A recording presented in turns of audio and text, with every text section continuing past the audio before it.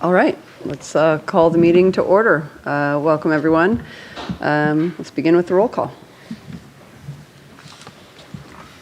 Student Trustee Quinlan. Here.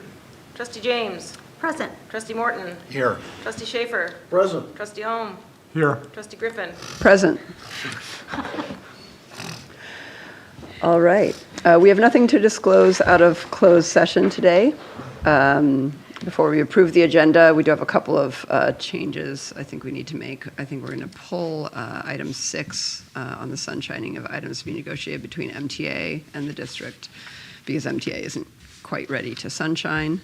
And then just one typo in the date of the next board meeting. It should be November 21st, not November 12th at Comfrey School. With those two amendments, do I have a motion? Also move. Second.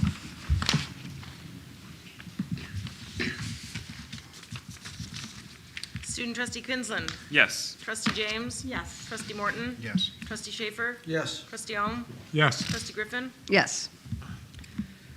All right. Public hearing, item number 5, for sunshining items to be negotiated between CMUS and MUSD.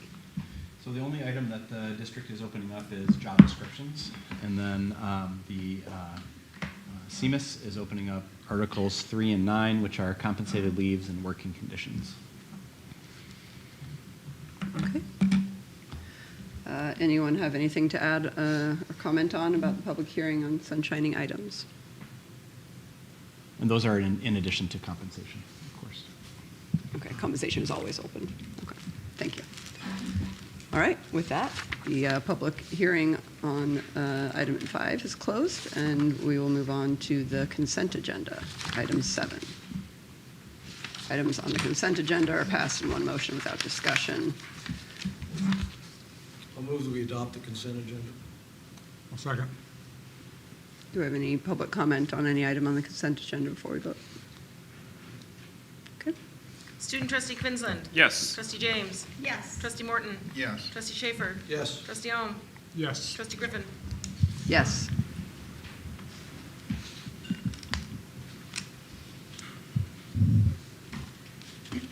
All right. Item number 8, reports. Newt. Alrighty. So, of course, you guys do know this, but we are in our homecoming week, which I wanted to give a little report about that, since it's the most significant thing going on. And if you could pull, okay, you do have one up. All right, so this is what school event are you most looking forward to in homecoming week / what event did you enjoy the most? So you can see that big red percentage, the 58.8, is the homecoming dance. Followed up with the blue. That's the cardinal red? Is the 58%? Yep, the cardinal red. And then the homecoming skit night is that 29% in blue, and the smaller yellow percent is the girls' soccer game versus tamales, and that other small little orange bit is the boys' soccer game versus Anderson Valley. And on the note of sports, I asked a question about a little bit of information that the sports players could give me about what's going on. This person says, Mendo on top, Mendo on top, Mendo on top. And they keep going on about this. They're very enthusiastic about the team. And then this other person says, we need to fix the soccer field and add a scoreboard.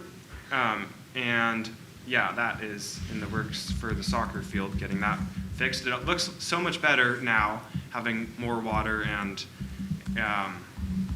yeah, it looks way better than it looked in my freshman year. And then also, this person says, girls varsity soccer, they think that they have a really great team this year. This person says, I play hacky sack. And then I also asked on the other little pie chart, what spirit day has been your favorite this week, / what spirit day are you most looking forward to? And that big green percent there is gender bender, which we had today. That's basically just express yourself as a gender you don't usually express yourself as. And then that red color down there is anything but a backpack day. That's the 30%. And that was really fun. That was, everyone brought like so many random items. Like someone brought a cat stand, like a cat scratching stand. Someone brought a whole kayak. I brought this really shiny gold suitcase. And yeah, that was fun. And then that little blue percent there, the 5%, is the Cardinal Spirit Day, which we had on Monday. And you can see we also had a layers day, which was basically just put on as many layers as you can. I think the record was someone had 16 shirts on. So yeah, definitely a lot of layers. And then also, to end this off, I asked people to give me feedback about stuff that they would like you to know about like district issues that they feel are pertinent. And quite a few people actually said stuff about the food, which is interesting. And I'll touch on that in a further board meeting when I get information about exactly what they mean by that. And that pretty much covers what I have to cover. All right. It says 17 responses. How many questionnaires did you send out? I sent it to both schools, the community school and the high school. Okay. Yeah.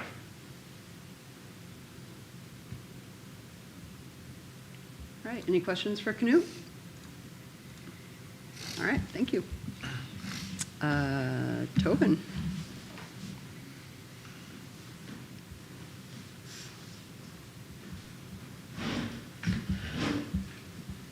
All right, well, I'm actually going to cede my time to the, how do I say this appropriately?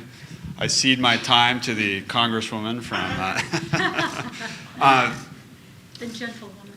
the gentlewoman from room 4, or 5, yeah. Anyways, Pam is going to do a presentation on something that we hope to institute that will require board approval at some point. It is a California State Seal of Civics Engagement, and so she's going to make a pitch to you. I don't see any reason why we wouldn't want this. So thank you, Pam, for coming to the board meeting to do this. Yeah. All right, so I would like you, is this all right, Marshall? Okay, I'd like you to, I'm gonna give you some information about the California Seal of Civics Engagement, and then I would love it if you would agendize a resolution for next month to approve the California State Seal of Civics Engagement. And so the goal of the seal is to increase student civic engagement, to give students voice, to get students really active in their community.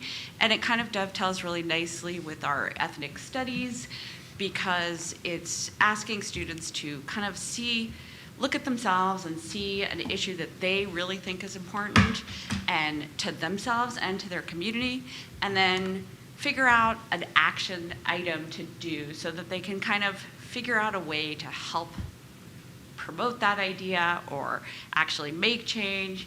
And it's pretty wide open what they can do. And then they take action. Well, they present it to the team, which Tobin, me, and Derek from the comm school. And we would approve their idea. They spend quite a bit of time working on this. And then they come back to us, present their findings, come to the board. The board recognizes them. They get a seal on their diploma. They get a cord to wear at graduation. And really, the goal is to just get students really out in the community, seeing something that they see as an issue that affects them personally, and work to change. We would be the first school in the county to do this. There's only 260 schools in the state of California who have signed up so far. LA Unified is kind of leading this. There's no downside. It's encouraging students to do a little bit more outside of the classroom while making sure that we remain, that there's equity. So we're not asking students to raise money or spend their own money or drive somewhere, things that they can do as part of their day. They have to receive Bs in their history and civics class. And I think that's about it. Do you have any questions? Well, I have two questions, I guess. One is, we already have an obligation for all graduates to do community service every year, right? Mm-hmm. And is this an addition to that time, or can you use this as credit to that? It would be additional time. And also, community service is pretty broad. They can volunteer with a club, they can join ASB. This is specifically civics. And so it really is focusing on a problem that they want to solve. So some students have written letters that they've gone to Sacramento and presented. They've gotten petitions. They've advocated for a politician or a political view that they hold. They've canvassed. They've observed elections. It's more focused on civics than our community service hours. Okay, and so you said it was additional time. I mean, is there a certain minimum number of hours? It is not a minimum number of hours. The intent for this, the way the state has promoted it, is that it's really open-ended to give students not only equity, but also to give students voice. So that the idea is if they have an idea, we work with them, they present the idea to us. And it's not so much that, okay, they did 25 hours or 100 hours or 52 hours. More broadly, they've focused on an issue that's important and they've taken some action and they've worked towards that. Mm-hmm. Okay. Any other questions? Is this something you envision people doing their senior year, or does it not matter? So that's a really good question. Some schools have done it 8th grade through senior. I'd like to start it with just seniors. I think it's a bit hard for middle schoolers to kind of take that action. And I think it's vital for seniors as they're going off into the world to really come up with something that they're passionate about and give value to their voice. So.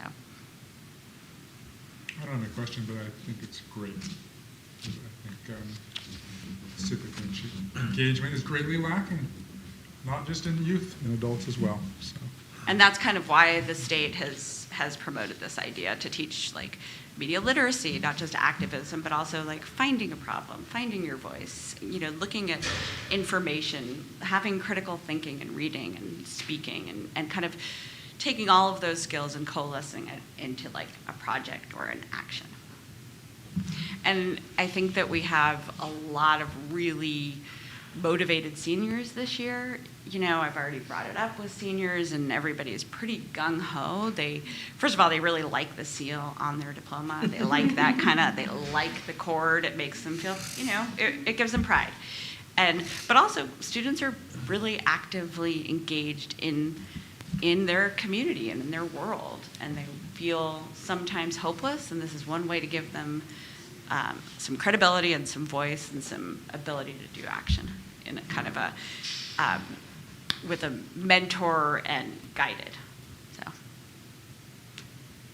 So if you do approve the resolution next month after it's agendized, then we would roll it out, we would meet with students, they would present, and we'd get it going this year. I guess another question occurred to me. We talked about the increase on each student's behalf of the work that they would be doing. What kind of burden are we adding to our staff to create this? I guess I'm really eager. So yeah, it's extra work and yeah, it's extra meeting for Tobin and yeah, it's, a lunchtime or a prep period and yeah, it is extra work. On the same token, I know that Derek Tobin and I are pretty motivated to encourage students to take action and use their voice and and feel powerful and advocate for change. So yes, it's work, but I also think that we have a group that is willing to put that work in. Is there any reason why it couldn't be comp time? No, I can't think of anything except I guess that it would be actually paid time because it would be outside of the contract, but No, but I think do. that does raise a different set of questions, yeah. Yeah, I mean, I just think that we are pretty motivated to help our students. And I think this is one really good way to promote civic engagement in a really pro-social, positive way. So is there curriculum that goes along with this, training? So the curriculum is the civics curriculum in the state of California. So this kind of just dovetails really nicely with both ethnic studies and the government and economics standards for the state of California. So it's not additional curriculum. So for example, if a student is concerned about the price that people who are arrested have to pay to go through the legal system, maybe that would be kind of dovetailed with our unit on the judicial system. And so they would learn about the judicial system and bail and all those things that kind of go into that. And then they would kind of come up with a way to advocate for change. So it's not necessarily new information, it's taking the civics curriculum and using it to make action. I'm wondering, for kids going on to college, if they only seniors do it, will they have time to put that on their application, or would they need to be a junior to be able to put that on the application for college? That would be a Tobin question. I think if we're rolling it out now, it would say pending, right? Could that, and then that would be on their transcript for the final transcript? There are other seals that they can get for, one other that we offer just for academic achievement, and they're like our CTE computers. A lot of times those achievements, they're not going to be on college applications necessarily. That does not seem to affect their motivation for achieving the cord or the seal or that level of recognition. There are some things that just happen later after the college applications are turned in, and honestly, it doesn't seem to affect the motivation to achieve it. Okay. Yeah. Can you, what do you think? I think it's a great idea. I don't see downsides to it. There are ways, students can put it on their scholarship applications. Students applying to private schools can add that. Students can include it in their college essays. There's a lot of ways besides on the transcript that they can use this to show subject mastery.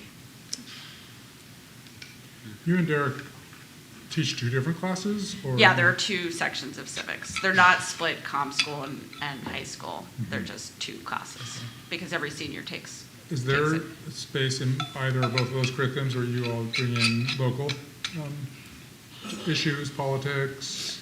Oh, yeah. Quite a bit. That's kind of what we do. We had, actually on Monday, it wasn't exactly local, but we had Or regional? national, but we had a friend of mine who is the White House correspondent for the New York Times came in and Zoomed with us. It was really awesome to hear, he's covered all the presidents for 16 years, and so he talked about that.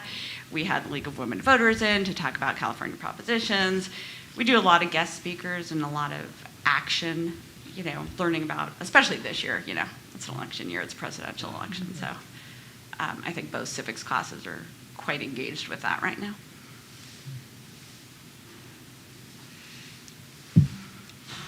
Any other questions? Awesome. All right, thank you. Thank you. Thank you.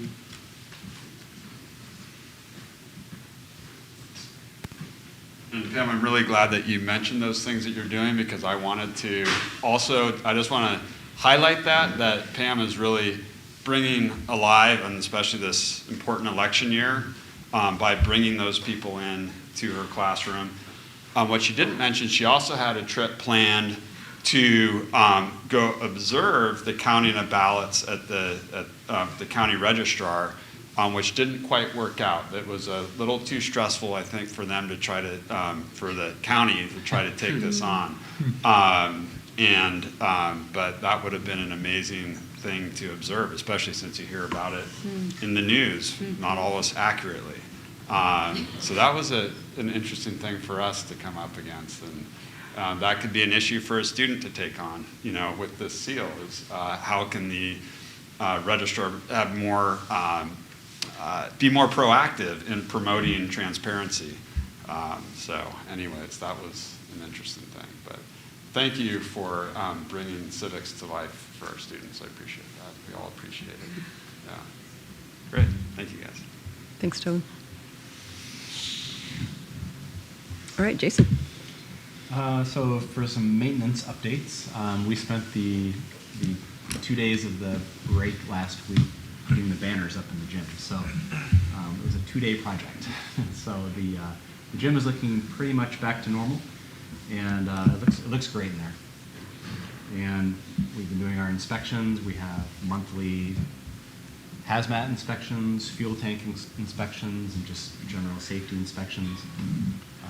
We still haven't been able to pull off the dream of the facilities committee, when Spirit about it, just going around and just looking at everything and just marking it down. But that is something we hope to do as a group. Just go out to every site and just look at it together. And we are responding to maintenance requests as fast as we can. We are pretty much done moving into the high school. The containers are empty as far as I know.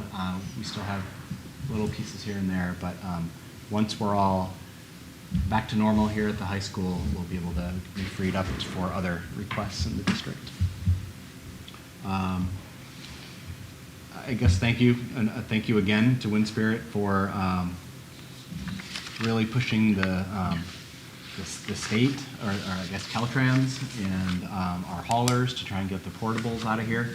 It seems like we're starting to make some headway, but it is a long, tedious, frustrating process. So thank you so much for your time for that. I met with 2 community members / parents this week about getting music back into our schools. These are 2 very well-known and accomplished musicians, and they would like to, they didn't just come with hey, let's get music back into our schools. They came with some ideas and some possible solutions. So I'll be meeting with the administrators about that, maybe getting some interested teachers involved. They're not suggesting going out and hiring a music teacher, but tapping into the local musicians we have in our community. So hopefully we can do a little more on that front. Just wanted to point out again the just dedication to Greenwood Preschool that the community of Elk continues to have. We approve we acknowledge their amount of their donation of $1,000 from the Greenwood Civic Club for scholarships. But that community continues to support the preschool and parent volunteers, and they help with just general upkeep of that building as well. And just it blows me away that community is so supportive of that school. And I did many of you probably received a cell phone survey, student cell phone use survey that was sent out to parents and staff. Got some good responses from that, and I'll be summarizing those responses at the November board meeting. And that's about it. All right, thank you, Jason. MTA, Josh.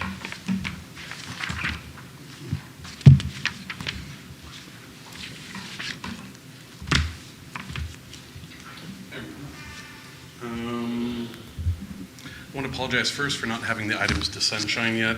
Jason had asked prior to the beginning of the school year, and so it was something I put on the top of the list, and so we wanted to make sure and get it right. We have had troubles coming up with the voting process for it and just the gathering. It's been a busy part of the year, so I apologize for not having that ready, and hopefully have that by the next one. But what has been going on, the teacher spotlights, which I'd like to share. I did that at the last one, and so I got some good positive feedback, and it really was nice for teachers to hear things about themselves and nominate. So I have a few of them, and so thank you, Erin, for putting up the slideshow. The first one we have is Amanda Martin. She was nominated because she's a kind, caring, and rock in our school community. Running the Albion School is no easy task, but she does it with grace, and there's never a doubt about how passionate she is about the work that she does. And so when I did my survey to ask a little bit about her, it's her 11th year teaching at MUSD. She's currently the head teacher at the Albion School. This is her 8th year at the Albion School, teaching 5 grades, which is amazing, transitional K all through 3rd.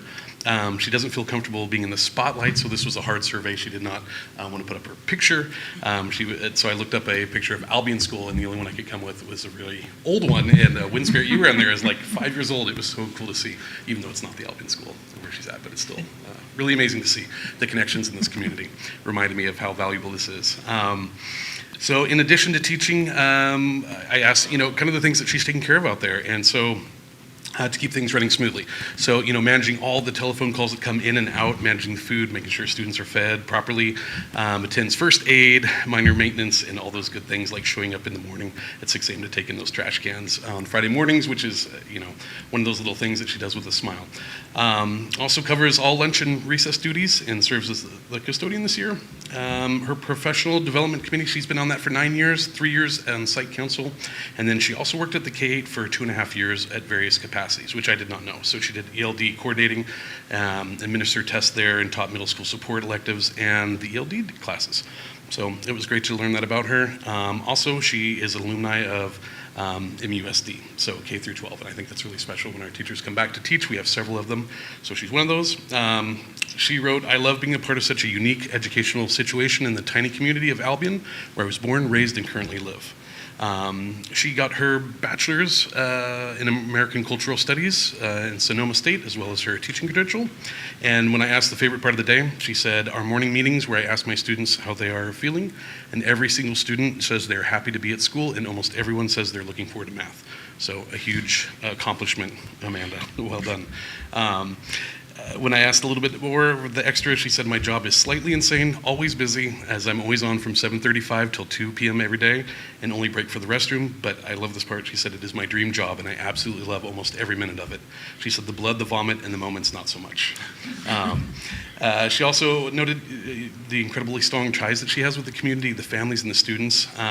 Some kids that she has for up to 5 years, and even more with some families if they have another sibling.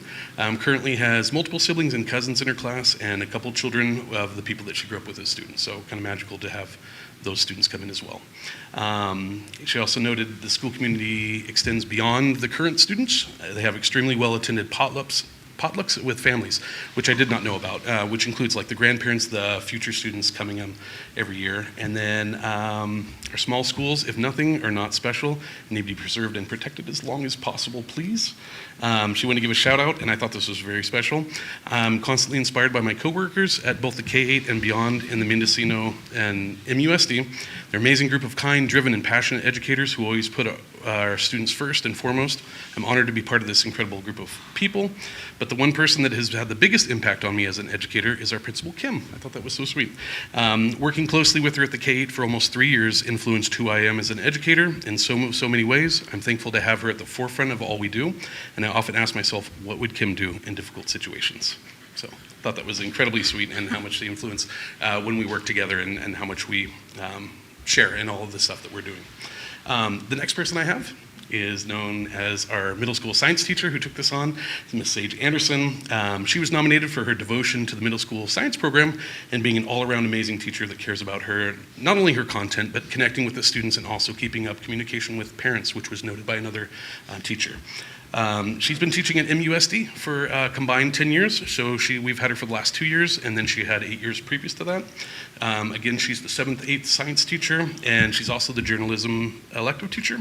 Last year, she taught leadership as an elective and helped organize lots of the middle school dances, which were fun to have after COVID, and then also post-COVID. She organized an amazing overnight 8th grade trip, which Emily was able to join us with, and it was really something because this was the group that didn't have any field trips because of COVID, and it really was a special thing. And without her putting in the time and effort to make that happen, which was a lot, I don't even know how she pulled it off, but it was amazing. So she was credentialed back in 2003, Master of Teaching in 2008, and I asked her favorite part of the day. She said, "I like to think best when we get to do hands-on science, an experiment or demonstration of some kind. I also love when we come together to watch volleyball and basketball games." So some of those simple things. And I did notice the banners in the gym, Jason. It looked really great. Yeah, I was thinking of the time and patience it took to put all those up. It's looking great in there.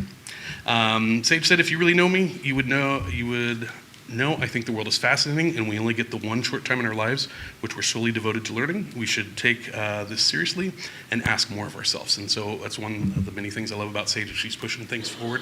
As a special education teacher, it's been amazing this year watching my kids being able to give the content back to me in different forms.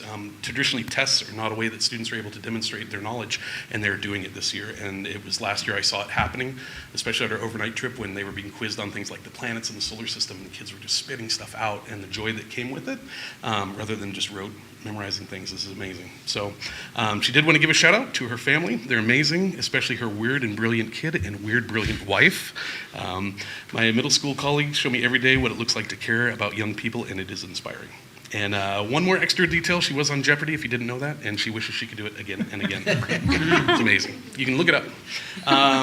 The last teacher we have is Laura Barnett-Tumala, and so she's our PE teacher at the high school. And so she's been 12 years as a teacher, 1 year as an integrative aide, and 7 years as a girls' head soccer coach at Mendocino High School. She did student teaching at Mendocino with Beth Ryan, an old throwback, and then taught 2 years in Fort Bragg and Ukiah. And this is the one I highlighted. She always knew that Mendocino was where she wanted to teach. She does teach the physical education at Mendocino High School, and includes the fundamentals of exercise, personal fitness, which is the advanced PE, and dance, and also teaches health education and yearbook for the last 2 years. This year she is the class, well, she's been a class advisor, but this is the year that they're the senior class, which is really special. But she's also been an advisor for the fishing club, which I did not realize we had here at the high school, the Body Positive Club, and the cheer club. And also in charge of the Yosemite AE Week, where they take, between 20 to 24 freshmen on a challenge of the Yosemite National Park every year, which Wind Spirit had gone. And so my daughter went on it last year and was such a valuable experience, and how much we rely on our adults that put these things on and are there and show up. Her favorite part of the school day, the students make the school. I love working with our students. Her lifelong fitness is the focus of her classes. I saw that again in my own child. Everybody has a body, therefore physical education is important to everyone. Bodies are meant to move. It's just a matter of finding what you love to do. And my daughter, post-COVID and having surgery, fell in love with skateboarding, and that was something that she was able to do as part of her PE, which I appreciate, making that work for her. The high school community is strong and supportive, she said. Shout out to all the office and counseling staff for making teaching possible. And one interesting fact is that she was studying to become an elephant trainer before she moved home to become a teacher. So I feel bad for the elephants, but thankful that we have her here because she's doing amazing stuff. So did anybody have any questions about the union or anything that would be helpful for the next round, aside from the sun shining? Cool. Okay, thank you all. I appreciate it. Thank you, Josh. Appreciate it.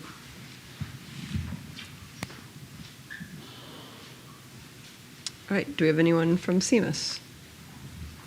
No. Doesn't look like it. All right. Trustee reports. We'll start over at that end with Lisa. Nothing from me. Nothing. I'll pass. Pass. Okay. Just a quick shout out for the skit night this Friday night, 7 p.m. right here in the gym. Should be a lot of fun.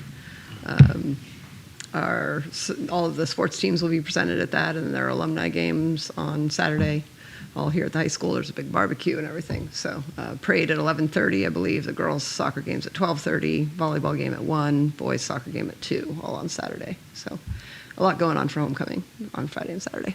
Looking forward to it. All right. Let's move on to item 10.1. This is phase 2 with Dawn. Dawn on Zoom? Don't see Don. Doesn't look like He was it. planning on attending. He did submit a report. Okay, yeah, we did receive the report. I didn't have any questions about it. I don't know if anyone else did. Well, I think, I'm not clear what still needs to be done. I mean, we're several weeks after the project was supposed to be finished, and I know the last time I looked around a couple weeks ago, we still have major areas incompleteness. The dark room was the biggest one, I guess, in terms of it looked the farthest away from being usable. Does anybody have an update on that? How far we are from completing the punch lists? Yeah, there was a meeting this week, and Tobin helped to compile a list of things that were still on the punch list and waiting to be done. Eddie from Lathrop responded with whether or not they've been completed. Some say they're going to have a person on site this week to address. Some they're waiting for materials, but we're moving along. It's slow. It's slow, and they're very small things, but you know, there's nobody on site anymore full time. So I mean, we're not going to move ahead until we have all this stuff done. Right, they're not getting paid, so. Right. So. So, What's the latest on the generator? That was supposed to be a September delivery? yeah, I don't have any update on the generator. We can't do anything, of course, till the portables leave, but I'm not sure about the timing for that. So, I mean, I understand that we can't put the generator in until the portables leave, but has the generator actually arrived? I can check on that for I you don't and get know back to you. that, The report says it's scheduled for the 21st, but is contingent on removal of the modulars. That was in, 21st of I assume, October, October? but that's what Don had in his report.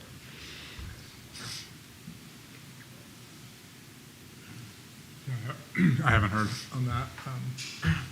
If it's off-site in a bonded location, they can charge us for it. I think we prepaid for it, didn't we? I doubt it. I think it would have been I think it would have been in the electrical bid, I would think, but I'm not sure. I mean, I know we prepaid a lot of that electrical stuff before. Oh, to order it, so maybe a partial, order it. maybe a partial. Right. And what are you finding out? Any luck in terms of the moving of the portables? Last round of emails was that permits have been applied for and would be issued imminently. And they'll be leaving via south on Highway 1. That was that was the biggest back and forth, is how could they go out of here? Because of the width of the Jack Because of the Peters? width over there, exactly.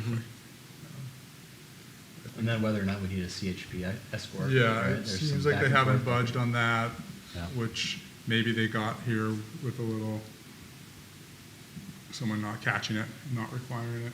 And I didn't see them come in. I don't know if anyone else did. If there Well, I was- thought but didn't they come in on Highway 20?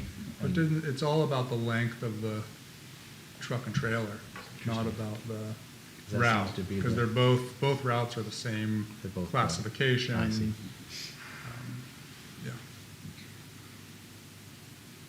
Hopefully, all my time did more than just piss people off. I know I did that, but hopefully it sped things up some. I don't know. We'll see. I think they were just not used. I don't quite know what was going on. Truckers aren't used to coming out here. The modular company wasn't particularly proactive. This isn't their high season, so I don't think they had any urgency. You know, if this was May or June, I think they would have been much more proactive in getting them moved along, because they probably would have had another customer for them. Right. So all those things piled up. I haven't seen an update in 2 or 3 days. Yeah, since we talked about the trailer length, since you Yeah. responded about the Yeah, trailer length. so I would expect to hear an update by tomorrow, and/or ask. So Jason, would you mind emailing us when we get some of these things resolved? I mean, Sure. especially the final punch I'll send list. you the update from phase 2 about Okay. which was And, responded to. You know, And Tobin's done a great job of compiling his list, and I haven't been on site since we all walked. I'll walk again, but definitely, I know there's still some items up here. So, I think they'll get to it. It's clear now that they've moved on to another job, we are going to have to, they want their final payment. So ultimately, they will come around, but it might take a little time to push them. okay. Thank you. All right, any other questions or discussion on phase 2? All right, moving on to phase 3. This was one of the focuses of our last board workshop a couple weeks ago, so I don't know that we have a whole lot of updates at this point. Nothing much. We received 2 quotes for the soccer field renovation that were, in my opinion, way too high for us to consider. So we may have to look for somebody more local or do it piece by piece. Just rethink that, I think. stalled out on there, but I know Ruben's made good progress at the comm school with the metal. Do we get any solution to the fact that we can't water the field while school's in session because of? Yeah, so I met with Fort Bragg Plumbing, and they are going to work on that next week. They're gonna, they came out and looked at it. Mark Myrtle came out and looked at it, who's one of the head people there, and they're gonna hopefully come up with a solution that's not the float system, but they're gonna come up with a system, a way that we can just leave it being filled.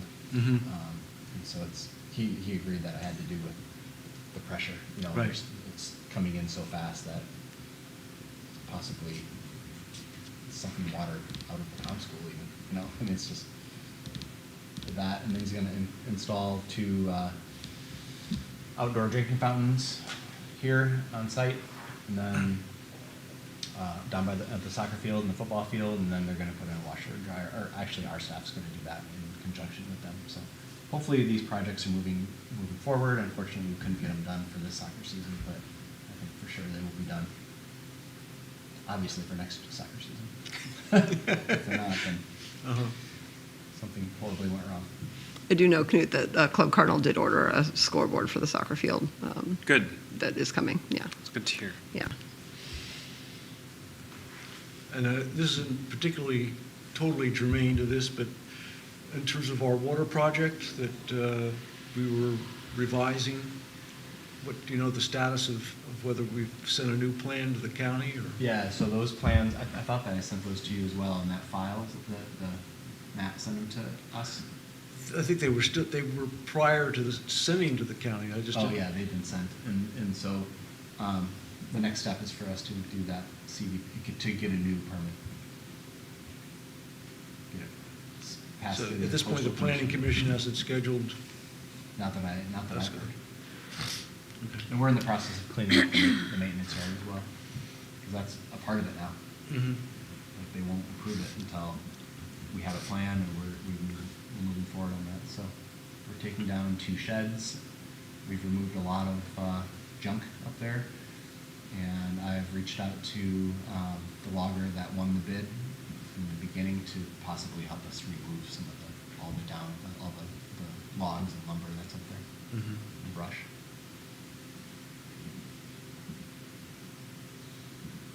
We've already had 2 dumpsters full leave that site, 2 30-yard dumpsters, or debris boxes, and Mendo junk removal came and they took some big items as well.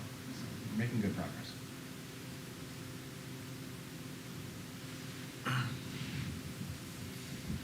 Any other questions on phase 3? All right. Moving on, item 10.3, PEG, CCM update. Thanks for being here. Yeah, the only issue is then people online can't hear you if you're there, but we could, sorry. You can remove the mic if you want to sit, yeah. And then you can just hold the mic wherever you want to hold it.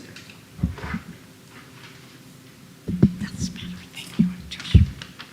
Hi, I'm Peg Brown-Levy, and I'm here to give you a report on the Community Center of Mendocino.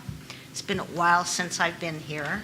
I kind of wanted to let you know what was going on and what we're doing to be a good partner, and how I feel really blessed that I have Jason and Kim and Travis and Kiva and all the people that support the kids at the center. It's working pretty well. It's my 25th year in January, and I feel like we finally are doing well and thriving.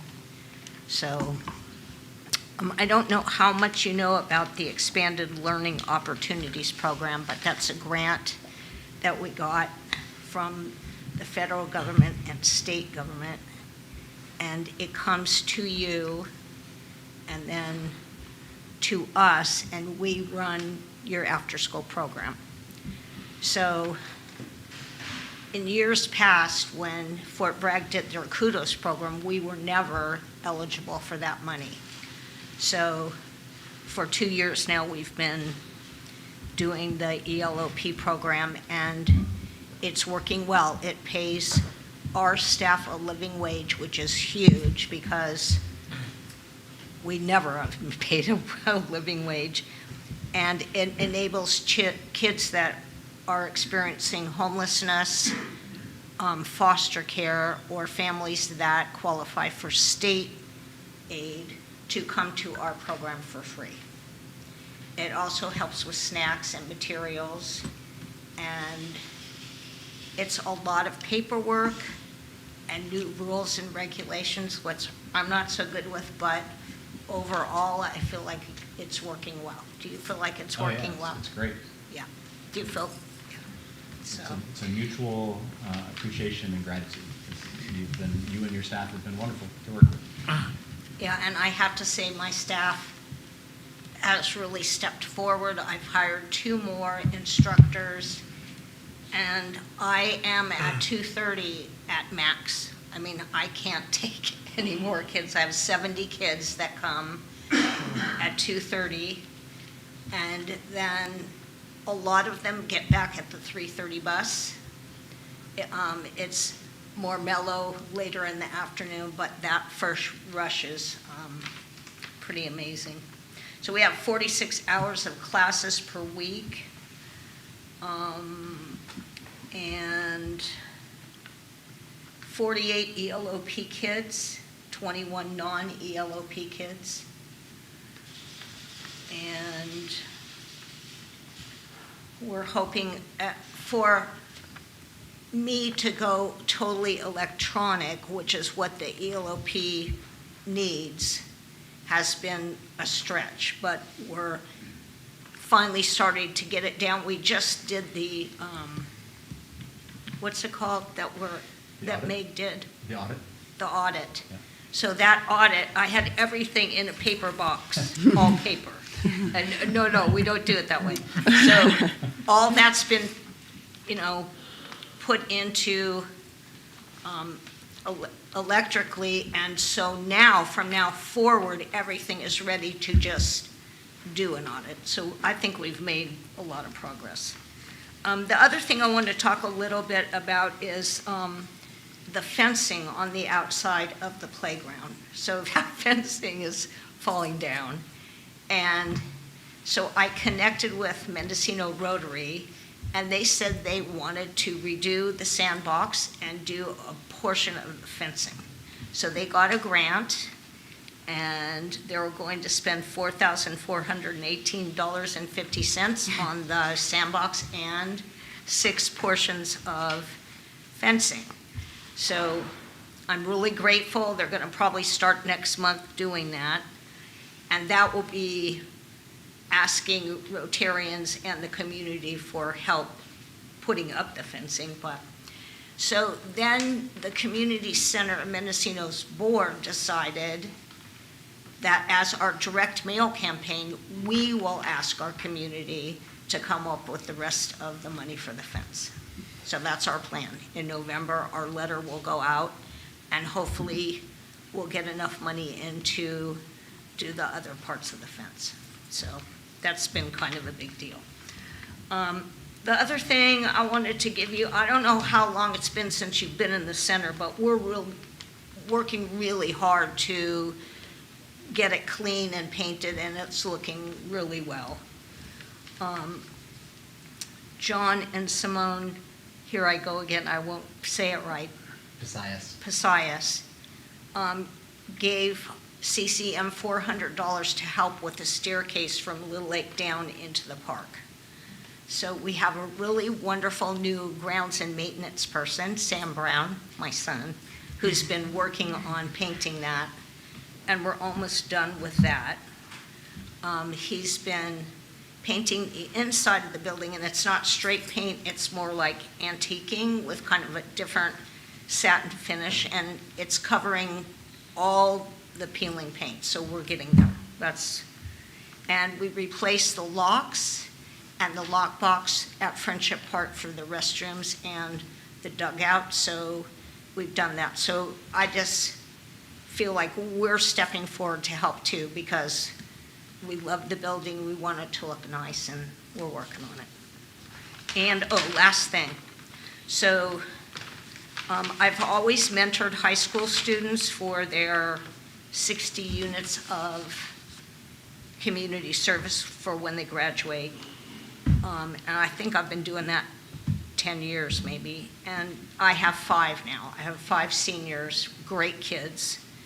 And they come at different times during the day, but the ones that work with the kids in the afternoon, it's a really wonderful thing to see, how they step forward, they're with the kids learn from them. I think they learn from the littles, and that program is going really well too. And that's it, that's all I have. Do you have questions? So one other thing that we discovered was that our lease was up with CCM. Yeah, So surprise. we will be bringing forward a new lease for your approval in November. It's pretty much the same lease, but we are going to take over sewer payments, and it specifies in there that we're going to maintain the playground. So that was a Okay, thank you. 3-year lease. Thanks, Peg. Thanks so much, Peg. Appreciate it. So Jason, I know years ago, the amount of rent was a contentious issue. My memory says, we used to use scholarships in lieu of rent. Yeah. What is our current? It's $100 a month. We're just, so we're charging the nominal rent. The fence was a contentious issue too, I believe. The fence, the fencing. Yeah, the fencing. I But think at one point, we had the rent up over $1,000. $1,200, yeah. Yeah. We are appreciative of the fact that you do provide our after-school program. Absolutely. Wonderful. Okay, item 10.4, the MUSD deferred maintenance plan. All right, so, Aaron, I don't know if you can put that up there, I don't know if you want, or, it's kind of small for everyone to read, but it's a part of the board packet. So, as you know, we had kind of a shakeup in the maintenance department last year, and we were not able to do any of the projects that Paolo lined up for 24, 25, or not lined up, but at least had in the budget here. So I've moved all of those projects to 25, 26. So that includes the Compshe multi-purpose room floor. He said in-house, but I've added money to that project, and I'm thinking that we're going to have to contract that out. And then another one is the fuel tank replacement at the bus barn. And that's also out for next year. One of the things that was on here as well was the playground replacement at the K8, and he added $150,000 in there, but we're going to use developer fees to pay for that instead of the deferred maintenance. So that's going to make our bottom line in deferred maintenance a little better in the years to come, because it was in the negative in 25, 26, and 26, 27. And if we can continue to use developer fees for some of these projects, we can even look at reducing the contribution to deferred maintenance going forward. But our trucks are breaking down as well. We've heard about this for years, so eventually we're going to have to get some new trucks, and we'll hopefully work with PG&E and get some used trucks again, or at least some government surplus trucks.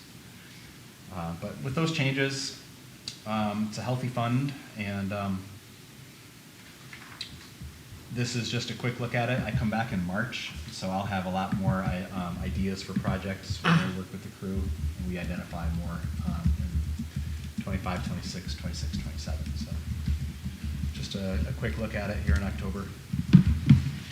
Again, it's not a deferred maintenance project, but what's the status of the chargers for the new electric buses? We keep getting pushed back. The switchgear ship date, it started out to be April, then it was September, then it was October, and now it's the end of November. I just got an update today that actually it's being the most positive update I received yet. So if you want, I can read the exact email. Let's see if I can find it. It says, the order has been simulated and is currently being processed for fabrication. The approximate ship date will be late November. So the it keeps install being date pushed is, back. is gonna be later than that. It's just, yeah, well, yeah. But that's all we're waiting on. PG&E is ready to go. We have all of the infrastructure inside the bus barn all done. The pad is built. We're ready to go, except for having that. So how are they being charged now? We just have one fast charger, so we can charge one bus at a time. We have 2 big buses and 1 small bus. How long does a big bus take? It takes like 10 to 12 hours all night. So the routes are short enough that we're not, Yeah, we're not, yeah, we don't have a driver without a bus ever? No, I mean, we're still Or using a that. bus with a dead battery? Yeah, no, we haven't had any problems with it so far. That's good. Yeah. And we have 2 more buses or 3 more buses? I believe 2 more are coming. 2 more full size. We know when those are coming? No. And we're gonna get an additional charger? We have a whole bank. That's what we're talking about. Is the every single bus, every single stall has a charger ready to go. We just need the switch gear on the outside of the building. Okay. So we're all set. What's the status of chargers up here for cars? At this building? Yeah. I don't know. I mean, we have. I don't know if it's wired out there or ready to go, but we have a spot out there for one. It's We don't- painted. Yeah. We were required to be charger ready with phase 1. Ah, We're not required to put one in. We are probably going to be required to put one in with the photovoltaics. But Down there. Right? down there, but maybe we could do this one instead, or maybe we do 2. But that's a lot of the projects that I'm aware of. That was what they were requiring was charge. So the conduit's all there, the wires are all there. It's a matter of choosing one, purchasing it, installing it. If we wanted to take it on. It was never budgeted. Yeah. Well, that brings up the RFP process. Do we have is that definitely going to be on the November agenda? I've asked for, we've asked for an update, and hopefully by November we'll get an update. I asked yesterday and hadn't heard back, but they have engaged the county for the MHRB approval. So, we're at this point, we haven't released an RFP. We're Right. going to go over the language of the RFP, then release it hopefully in November, and get it back in December. I don't think we were going to bring the RFP back to the full board necessarily. I thought Okay, well, I we wasn't could sure. just do that with Jason What and the with process ND5. Yeah, I think mostly we want to review is the pricing. I thought we've hammered out what we want. No, that's fine. Pretty I mean, solid. I'm just trying to get Yeah. a timeline. Right. You Yeah. know, I mean, Well, Emily pushed Jason to follow up with them to see where they are at with it. Yeah, they've been in touch with me about the MHRB, but they must still be working on the RFP. so, my only concern about the RFP is that we do send it to local vendors, even though we don't think they're interested, just because I think it's important to reach out to the solar Yeah, providers. I spoke with one of the main people there at the Mendocino Solar. And they said it was way too big for them. But Advanced Solar Ukiah is one Okay. that does that kind of project. Okay. But they might balk at the additional things involved in school construction. So, I don't know. Do you have contact info? Yeah. Yeah. Maybe pass that on to Jason to pass on to NV5. So I don't know if this is an action item. We've listed it in the past as an action item to approve the budget. I don't know if it's necessary. We've changed the budget, or the agenda, as you can tell, which is instead of putting information or discussion or action behind each item, we cover it all at the top with the caveat that we might forget that's an action item. So we could go back if that's what you want to do, but this has always been an action item in the past. I just don't know if it's necessary. Meg might know. I think I'll move to adopt the deferred maintenance plan. A second. All right. Any further comment or discussion before we vote? All right. Student trustee Kvinsland? Yes. Trustee James? Yes. Trustee Trustee Morton? Yes. Trustee Schaefer? Yes. Trustee Ohm? Yes. Trustee Griffin? Yes. All right, we're only 4 minutes late for our timed item, parent community comment. This is a time for any parent or community member who has an item to discuss that is not on tonight's agenda to raise that item if you have any comment. I don't see one in the room who has any public comment. Anyone online? I see no one. Okay, thank you. We will move on then. Item 10.5, naming or renaming of facilities. This is regarding the possible naming of the Mendocino High School baseball field. Justine, would you like to address the board? Thank you.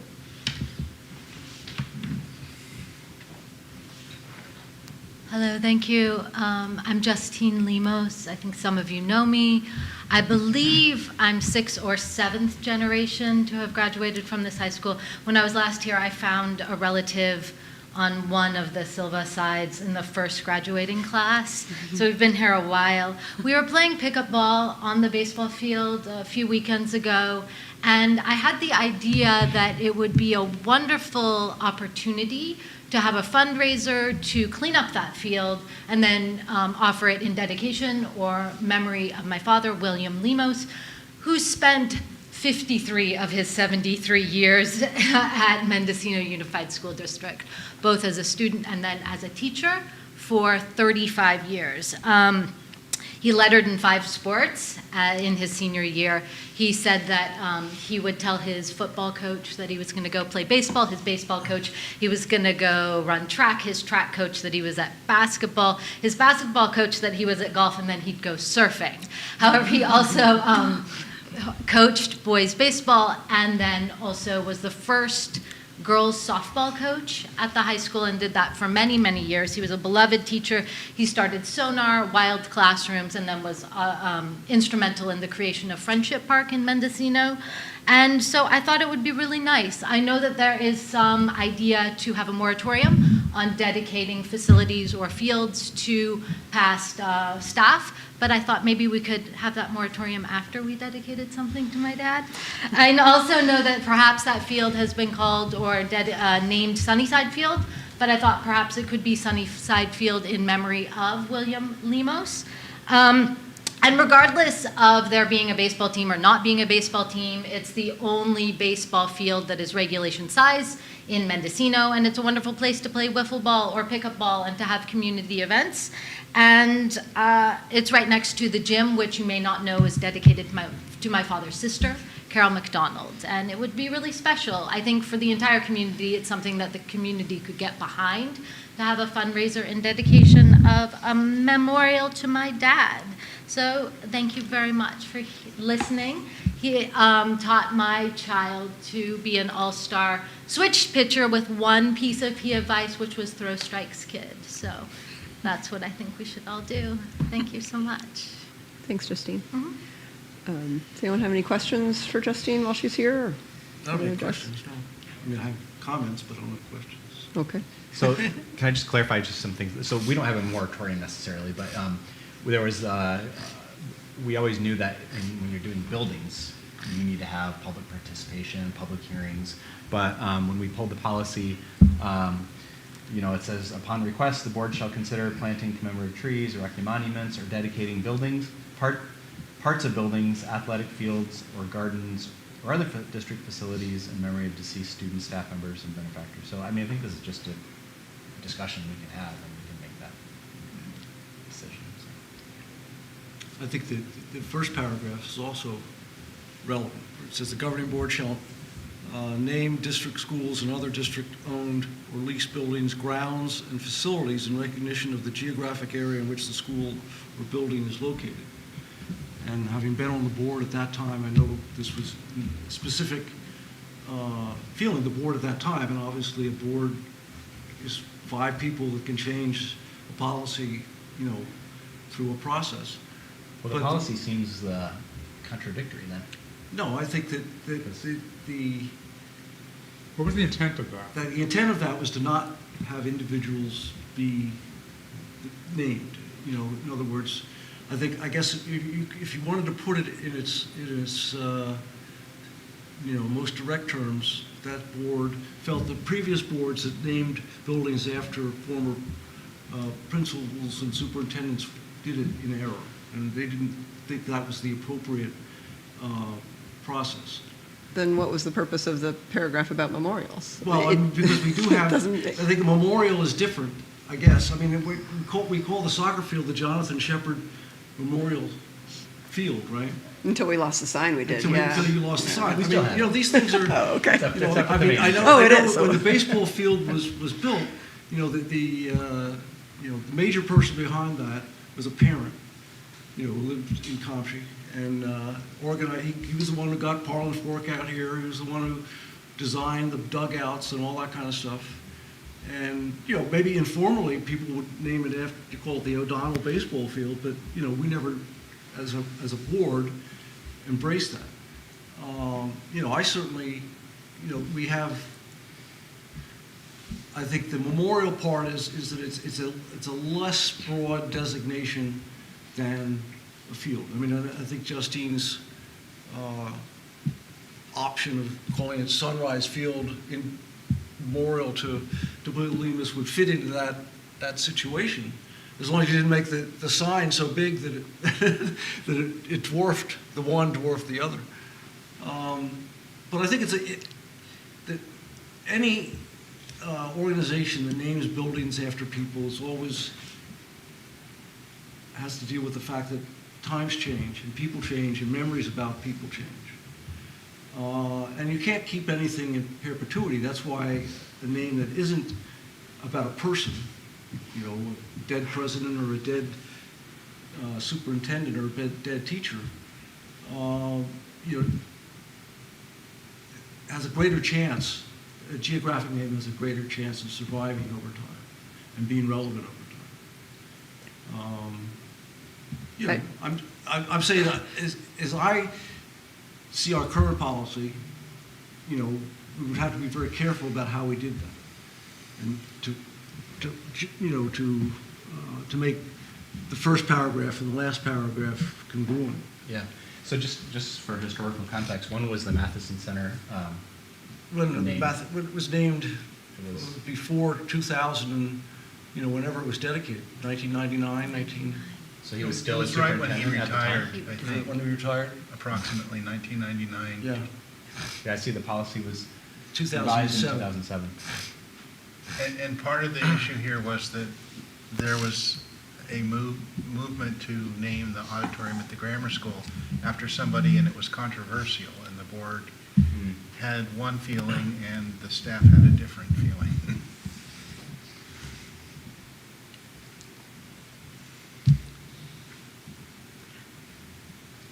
Yeah, I was just responding as basically a lawyer reading the policy for the first time, not knowing any of the history.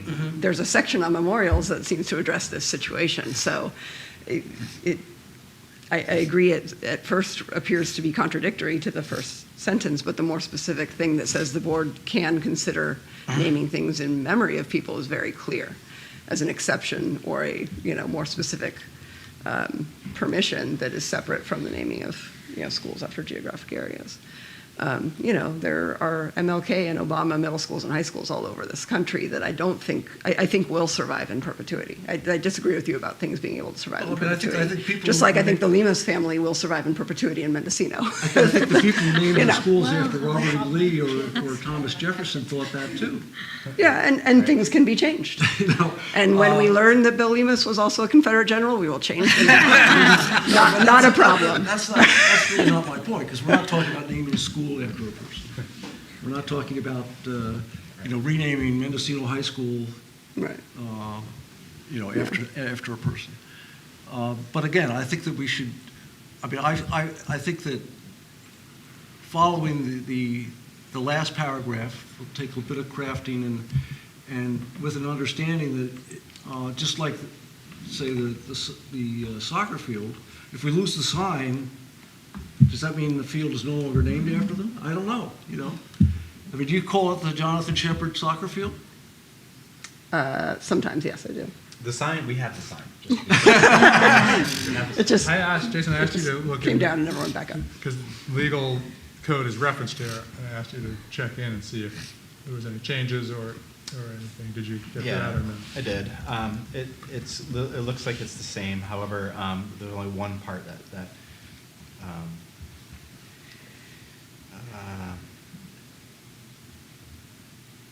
I mean, is well, it it's more about the building, though. It's more about the building. So no, I mean, it's the same sentence as under memorials as the new policy is what we have. Gotcha. So And do we have any kind of So you're not exhaustive talking about the list of what education we part have here. named No, already? I don't think so. I mean, I can only come up with 3. And I could, we have the Matheson Performing Arts, Shepherd Field, and Caroline McDonald. I believe the football field has a name on it. Yeah. Okay. Is there other? Sure. Sure. the scoreboard. There's a scoreboard out there that's dedicated to Clyde Lucas. And, the football field, I think, has it's Tom Selders or Tim Sellers. Tim Selders is the football field. The library is D. Lemus. The art room is Bill Brazil. And I mentioned this to. Last time I checked, yes. I mentioned this to Justine in an email, but one of the very practical factors with this is not so far off from what Michael said. What if the sign gets hit by a car backing up? What if your library gets moved, 40 feet to the east? Or the art Is room it, or the art room gets moved down below, and there are family members who still expect to see the library dedicated, and we did find that plaque, and it's getting fixed up. But these are very practical issues that are not, are a little bit removed from emotional as far as like family members, correct? Personally, I like being a keeper of history. I like keeping those connections and knowing, that I grew up next to Dee Lemos looking down on her house, and, her son babysat me. And, I like being a keeper of history. There is a practical aspect to it that, what do we do when a room changes? Is it my duty to make sure that plaque gets back up? I don't have the answers for that, but I do feel like that's not something we should take lightly. Like, it would be great to have direction on that. So, yeah. I can say that all of the signs in my family we would take care of. Like, for example, Caroline McDonald, that's my aunt, and she worked for the district office for 30 years, So I'd forgotten about the name of the, well, is it the football field now, or is it the lacrosse field? And if I recall baseball correctly, field, the same well, the thing. baseball diamond used to be on the west side. Right. That used to be the softball diamond. Is that why it's called Sunnyside Field? Because it's on the sunny side of the field? Maybe. I'm not familiar with the Sunnyside family in Mendocino. No, I'd No, never there's heard no of it family. either. It was Okay. just given Okay, that so we wouldn't moniker. be, Correct. We wouldn't be stepping on anyone's family Another family. toes. Because technically the outfield is part of the lacrosse field. Yes, it is. So that- I mean, if we wanted to, we could dedicate a dugout. I know, I mean, the we William are Lemus talking about Diamond someone at who spent Mendocino High School 35 Field. years out No, of their I- life in dedication. I'd go with to the whole this diamond. school. And, like in deep dedication to this school and the students here. And he lived and breathed Mendocino High School. He also was instrumental in the fundraising and the creation of Friendship Park, and umpired countless games. And I don't think that it is in any way like a large ask to have some small placard on a dugout, especially if his sister gets the whole damn gym.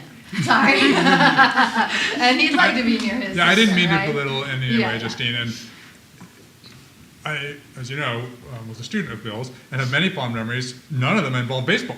Right. There you go. Who A knew? lot of And somehow I was never a student of Bill's. I don't know how that happened. And yet I have played baseball with Bill for many hours. And I didn't know my father was a big old jock until he was raising my kid. And I was like, oh, I guess sports is a thing that we do now. And yeah, he was deep into baseball, and it was his favorite sport. To me, the more practical, logistical question I have is, I would hate for someone to name something after me. I would love for someone to name something after me one day, but I would hate for it to get run down and look bad. Sure. And so I'm wondering if you have a thought about that, as far as, part of what my day job is making sure things are done in perpetuity and having the funds to do that and steward properties over time. And so I'm wondering if you have thoughts about that. So I've thoughts about an initial fundraiser and then just ongoing family and estate money just to keep things sparkled up. We don't know if it will be a baseball facility. Baseball may be on the out. Let me just say, baseball is not a hugely popular sport, and that doesn't really concern me. But like we have Bill Brazil's art room, it would be really nice to have somewhere on this campus that just had my father's name on it. And it would be really nice to clean up the baseball field and to have somewhere to play baseball. And so those two things could work together, and we could raise money to clean up that field and have a placard for my father. If we don't do the baseball field, then I'll be up here, in a few months asking for a different place for my dad. Well, so I love the idea of kind of the stewardship of that field and helping to clean it up and having that energy. And, if somebody just walked into the meeting here, who's going to make sure baseball happens here in Mendocino, right, John? And so I think that's what I'm excited about, is if we do this. So. And again, I'm not exactly sure that some of these things have been done by board resolution. But Jonathan probably just put the sign up. I don't remember Bill Brazil's designation of the art room coming before the board as a resolution. I don't either. Maybe a student just put it up once. So does that make it more whimsical or less whimsical? And I know that the gym dedication, and this was many, many years ago, did not go through the board. Wow. But I think the board is the only body that should designate the naming of facilities. I think, I don't think we can abrogate that to site administrators or the superintendent. But I think it's an issue that is more complex. It needs some study and maybe a proposal that's pretty finite. Whether it's a plaque on the dugout or whether it's a big arch going, south. Going north on the past the campus. I don't know what you're envisioning. Or what you're envisioning. And certainly.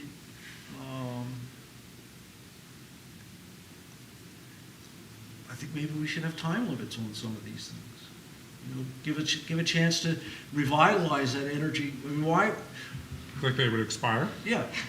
my grandparents were sure because about that gym. That's sort of defeats the purpose of a legacy of some sort. Yeah, but why? Why? Why? A future board could change the name, right? I suppose, assuming it's not but it would be very written in strange sure. to me to have a term limit on a memorial. It's not standard. But I was thinking about, your story about, Bill's sister and why the gym is named after her.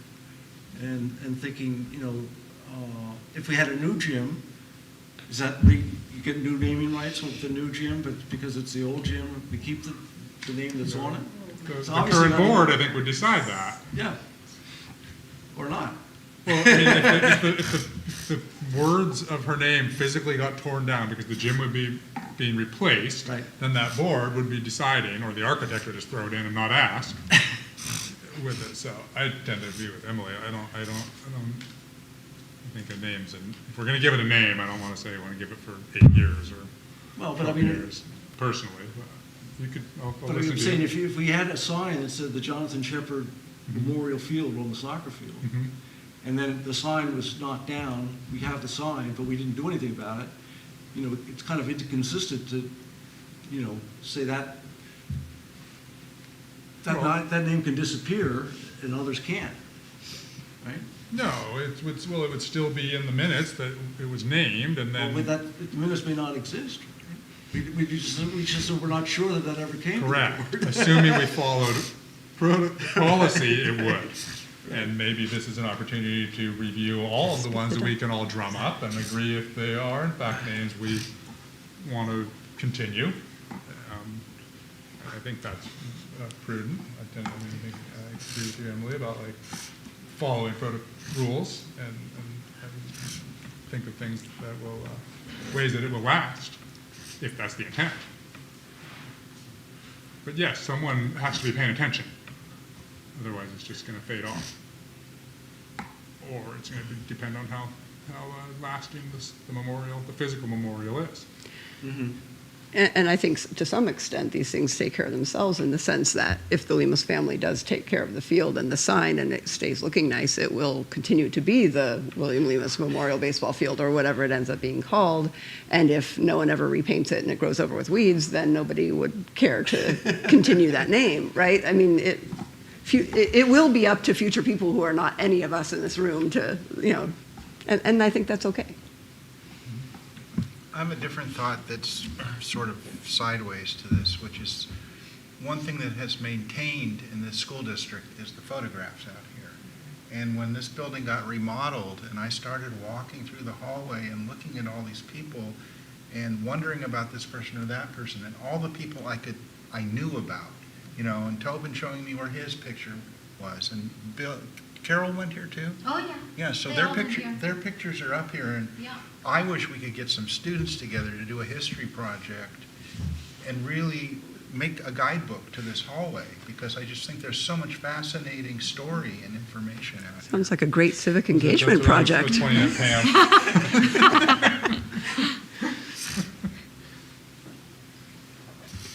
I guess the question is where we go from here. This is the first that I think the board is hearing of it, other than Win Spirit and I getting an email from Justine about it and putting it on the agenda. Justine, do you want to maybe write up a little bit more formal, proposal for us to consider as an action item in the future? John, would you like to speak? Sure. Yeah, go ahead.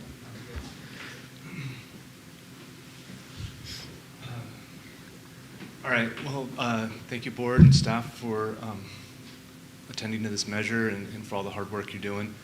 And I would like to say several things in support of the motion, but also point out a little bit about the timeliness of it all. I wasn't planning on speaking to the timeliness. I was assuming there was going to be a vote today. So I'll just cut straight to that.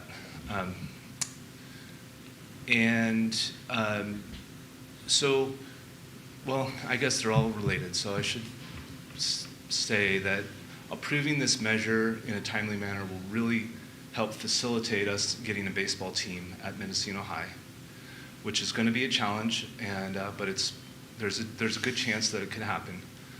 And the sooner we make that decision, the sooner we can raise the funds, and the sooner we can actually restore the field. I've been trying to, we've been having some pickup games out there. That's been semi-successful, but it's also really hard to get students to come out there when the field is looking like that. And so when we had this idea, it was like, oh, wow, this is great.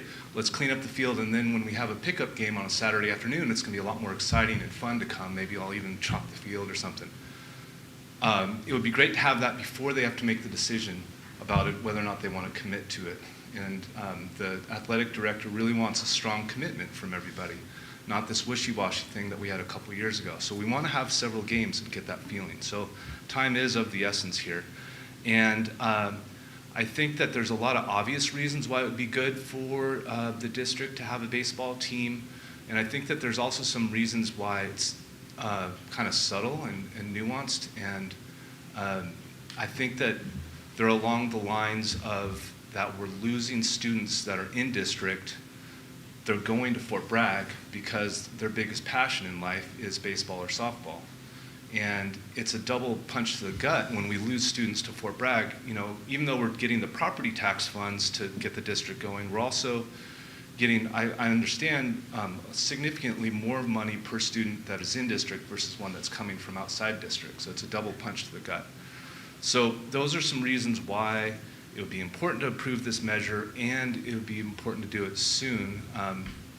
And I understand that some things take time, but I would request that you guys consider passing it today.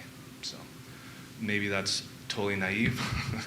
So anyway, and I'd be happy to answer any questions on any of that. And thanks also again to Justine for bringing the idea forward. It's a really fantastic idea. And Bill Lemos, amazing man. I miss him so much. I was on a board with him for the last years of his life, and he just was such a great guy. This would just be so wonderful in all those respects as well. I personally think the sort of win-win of fixing up the field and it encouraging bringing back a baseball team would be great, and I would love to support that.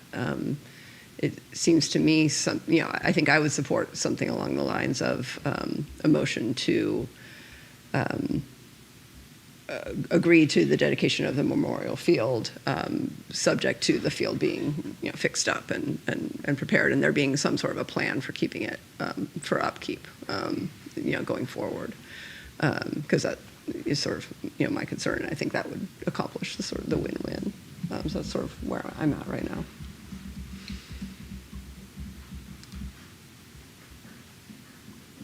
I'm not attached to linking them necessarily.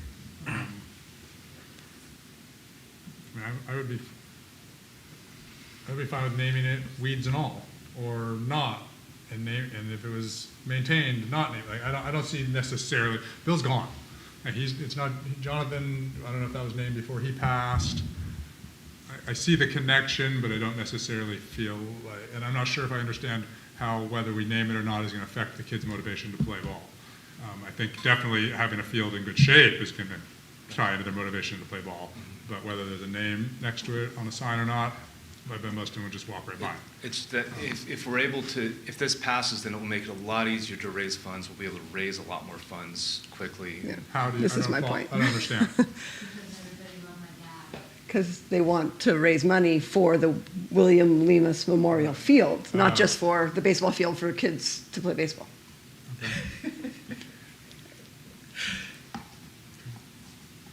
Which is why I think we should offer them that carrot, to do something. I guess that frustrates me that people Fundraise for a district it needs to be facility. named before they'll support improving the field for the kids. I'm frustrated that that's what it takes to get civic engagement, but okay. Also, we will improve the field. It's kind of like if you build it where they will come, the chicken and egg thing. Like, if we have a team, we will have a field, a very good field. I mean, we have the ability to create a good field. I mean, a couple of years ago when we had a team, it was really put together at the last minute, and the field was in really bad shape. But it's already better than it's better now than it was 2 years ago when we were going down this road. So it's not just all in the community. We have an obligation to maintain the field. So. But the community, it's a community effort though, so all the help we can get, take. I think I want to distinguish between honoring anyone, but especially, say, someone like Bill Lemus, who has a long and cherished history, and our fields. I mean, I'm old enough that I don't remember. I remember stadiums before they were all named after major corporations, and the naming rights became part of this big capitalist puzzle of how to get teams to transfer from one city to another city. So that the naming of a field, especially in return for financial donations, has some bad taste in my mouth. Not in the local issue, but in terms of how we've taken that and name a stadium doesn't have a corporate name behind it now. I think there are, as I said, other people who I would think would also deserve a plaque on that field for baseball, because there wouldn't be a field at all, there wouldn't be dugouts at all if it weren't for David O'Donnell. And his contribution was 15 years ago, and we've already forgotten him.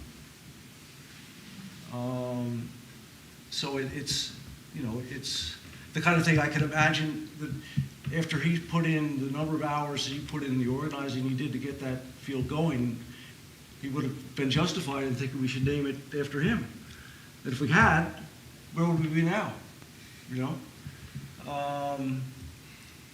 But I think that we could certainly have areas where we, you know, dedicate fields, dugouts, whatever, to various people separate from fundraising. I mean, I think that's the way I would feel better about it.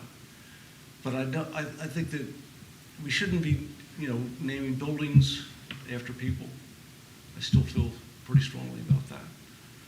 But the field, you know, I guess we have these things, and you know, our precedents would say we can do that. But I think if we're going to do something formally, I would like to have just the way we would for something else, have a series of standards that we would apply to other people making similar requests. And if we're going to tie it not to fundraising, you know, I don't know. I mean, it's a complex issue. It's not as simple as it's just saying we like Bill Lemus.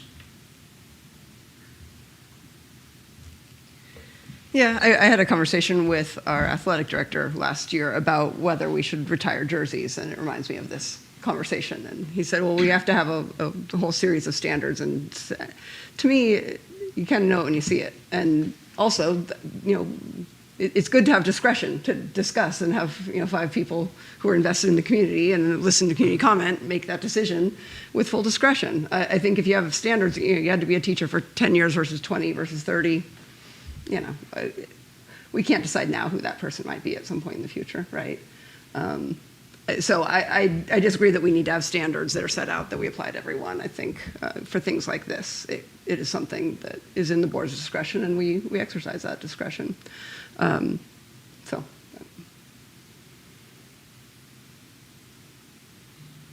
are you taking public comment? Absolutely, yes. Yeah, go ahead, Pam. I guess that I'm because I'm here. I guess I'm kind of concerned that I think that there's a move with ethnic studies and civics to kind of use land acknowledgement as a way to name things, and it feels like there has not been a ton of looking at that. So I'm surprised if we're saying we're going to name it after people without any consideration that we're doing a land acknowledgement. Thank you for that perspective. I appreciate that. And the dad would have been very concerned about that as well. Yeah, go for it, Toby.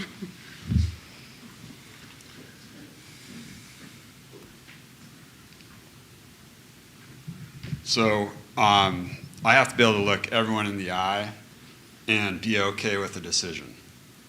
And it would be hard. I'm with Michael. It would be hard for me to look at Dave O'Donnell and not acknowledge that family, you know, because there's a lot of history there. Marshall's uncle cast the baseballs that are on top of the backstop. If you look closely, you'll notice them. There is a history there, and this is about acknowledging history and acknowledging people. And, you know, who in here wouldn't want to acknowledge Bill Lemus for his contributions? I think if there was a process where someone came in and said, hey, this is important to me, to this family, and I think it's also important to the community that this individual be acknowledged. It seems like there could be a simple process, a simple vetting of that, if that's the direction you want to go. I'm not coming down one way or the other as far as naming things. You know, like I said earlier, that I like being a keeper of history, but there are some, you know, I will get that feeling of, could I face the people that worked on Sunnyside Field and feel like I'm making the proper acknowledgement here? So I don't want to like not acknowledge because someone else isn't being acknowledged, but I feel like there needs to be a little thought put into it, not just a rubber stamp on something. So, you know, I'd like it to feel good, and that's a trepidation for me, you know. So. And again, I'd also would like direction on, you know, what we do when things change, and when it would be nice to have that question answered. For me, I have a connection to every single name on, I'd say, not every plaque. There's 2 that I don't really have a connection to, but otherwise I have a connection to every name on the plaque, so it's important to me. But, what about the next person? Well, you got a bench too, right? Yes, I'm not, it is acknowledging, 20 years or something. I try to always put it up against the back terrace so it's not visible, but yes. Yeah. Yeah.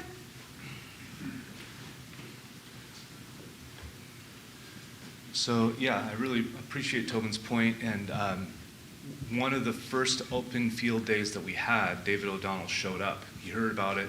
He showed up. He was so thrilled that we were trying to get baseball going again. And so, I feel like he would be really happy to see that field get restored one way or another. I think, he loves baseball, and so maybe it's just an issue of figuring out the name. I think that, and maybe Justine could speak to this, but there may be a way here to be able to move forward with this and figure out the details as far as, is it a plaque on the dugout saying the William Lemos Sunnyside Memorial Field, or is it the Sunnyside William Lemos Memorial Field, or is it, I don't know. And so it's maybe a discussion between, I don't know, a liaison from the board and Justine and Mr. O'Donnell, and I don't know. It would just be really great to move forward with it one way or another. And that's just the thought that came into my mind. And then as far as the bigger issue, as far as naming things, I do feel like maybe you guys do need to resolve that.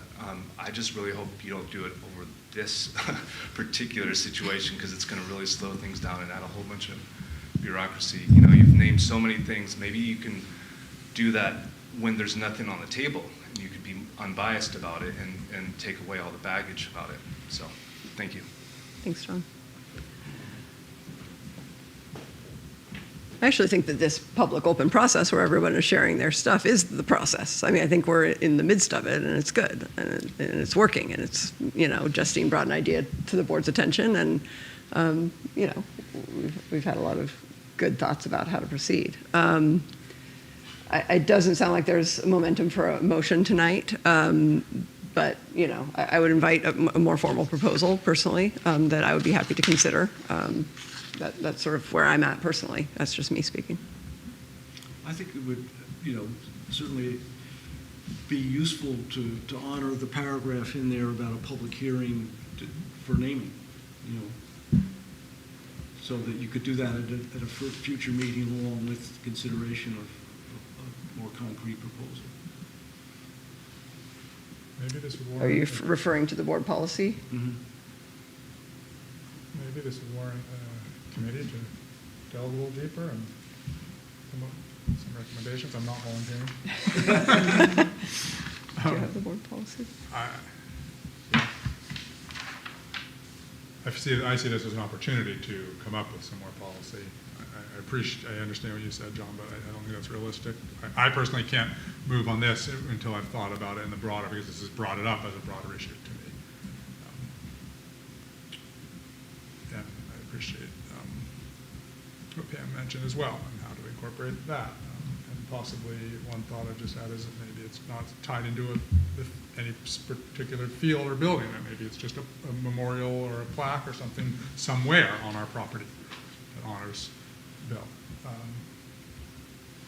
That way, and then also I don't know the gentleman that put the time into the current field. Maybe that wants to be done. He wants to be honored as well. I don't in particular have an answer to this. It seems complicated to me. What's simple to me is that, one thing that's simple to me is that I think it is really healthy for this school district when we acknowledge teachers. And I really appreciate what Josh is doing at every board meeting. I appreciate people talking about Bill Lemus or this teacher or that teacher. I think it makes this a better school district when we acknowledge all the work that goes on here, and is sometimes invisible to some of the community. But I think it makes us healthier if we acknowledge a lot of teachers. And community members as well. Yeah.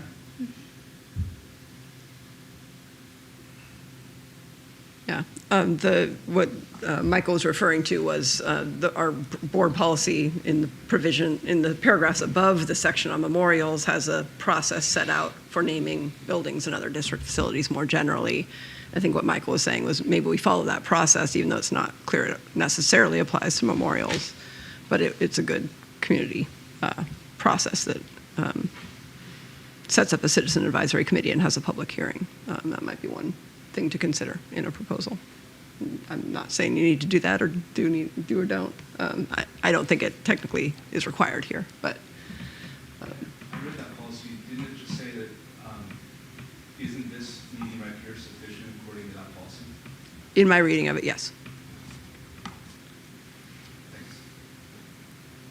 I think if I were in your situation, I would take Jason up on his statement that the district has the funding to make that field playable.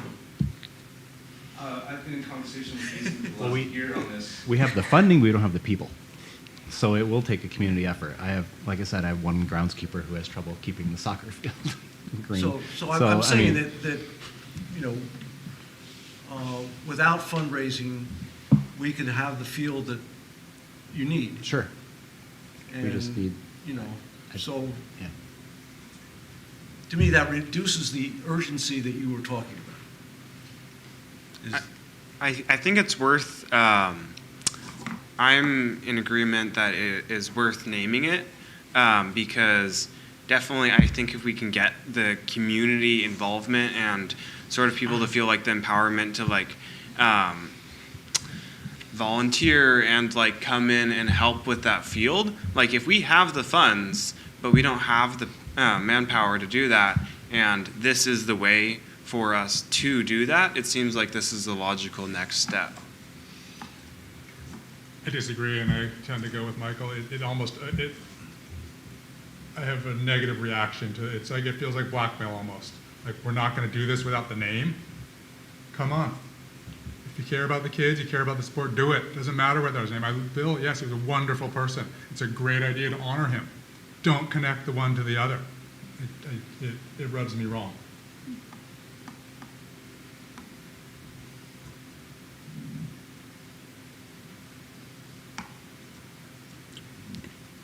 Any other comments or discussion before we move on? All right.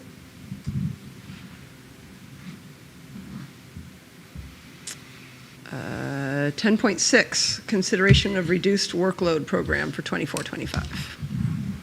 I recommend that we open it up for reduced workload, and we can make that final decision in February. How many current employees are on that program? Just one, I believe. I'll make a motion to open the window. Second. We have a seconded motion, correct? Yeah. Okay. Mark. Thank you. Any community comment or questions before we move on? Vote? Go ahead, Erin.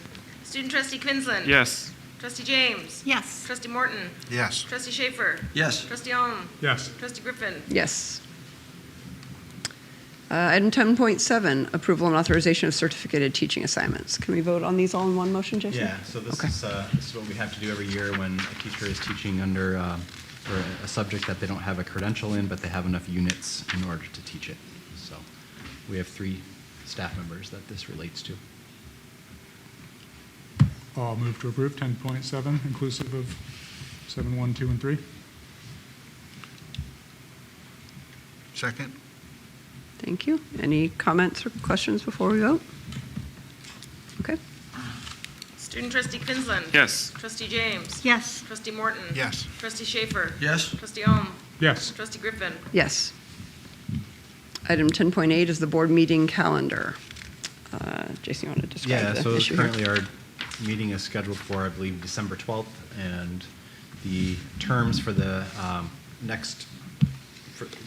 the next term begins on the 13th. So we need to have a meeting between December 13th and December 28th.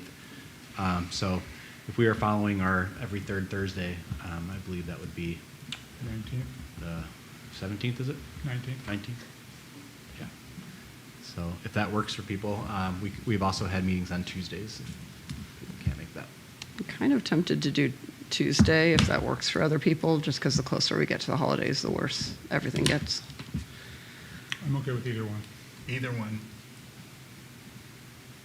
No preference? No preference. Aaron, do you have a preference? Thanks for asking. Saturday the 21st, anyone? Kim says no to that. We could just make it the 14th, right? Yeah. Well, let's do the, well, I'm not allowed to make the motion, so. Am I? Yeah, I'll move to change the December 12th meeting date to December 17th, a Tuesday. A second. Any further discussion before we vote on that? All right. Student trustee Quinlan. Yes. Trustee James. Yes. Trustee Morton. Yes. Trustee Schaefer. Yes. Trustee Holm. Yes. Trustee Griffin. Yes. All right. We've got various future agenda items listed in the agenda, and our next meeting is on November 21st. With that, Comsci. are there any other, yeah, in Comsci, thank Wait, you. oh, yeah, right, not the 12th. Clarifying, the 21st in Comsci. Anyone have any future agenda item discussions before we move on? Well, we have to schedule an appointment for ELK. Is that going to be on the December? I mean, it's a complicated issue because We may not have a Lisa rep. hasn't officially resigned yet. Well, Do it she next didn't month. put in though, so, What? But she didn't put in, so her term will expire yeah. the So if you don't actually officially resign, then you could, then she could do kind of what you did, right? You'd be reappointed. Reappointed. Yeah, Well, anyone can be appointed. right. You have to apply. Right. You'd have to apply. But I think your intention is to resign, and I can walk you through that process. If you want me to, later. Well, I'd hate for there to be no representation from ALK, Would there be any but my benefit in intention having- is not to go on. Well, so, I mean, we had this issue in the just recent past where this seat, I think Jim Gay made it clear that he didn't want to continue, but yet he stayed on the board. The minute he resigned, we had 2 applicants. So I think if there is an open seat, we're more likely to get applicants because I think people will see, oh, I don't want to step on toes. Okay. Unless, Why are you telling her that, Jason? wait, what? No, I'm kidding. Well, I'd love for Lisa to stay on the board, that's all I'm saying. I'm trying Yeah. to. Minor details. Yeah, no, I think Yeah, that's the true. advertisement is That's out there. true We have to historically. advertise it. Yeah, and I don't want to get in the way of somebody else moving in, so if I need to resign, that's what I'll do. but I mean, you asked for forthcoming agenda items. I'd like to be sure that We get elk. we have that process on our December Okay, agenda. the elk so seat. There will be continuity. Yeah, Aaron, when did we say that, when did we have that opening through? It was, It's through the last day of November. yeah, so we will be ready for that in December for interviews and then an appointment.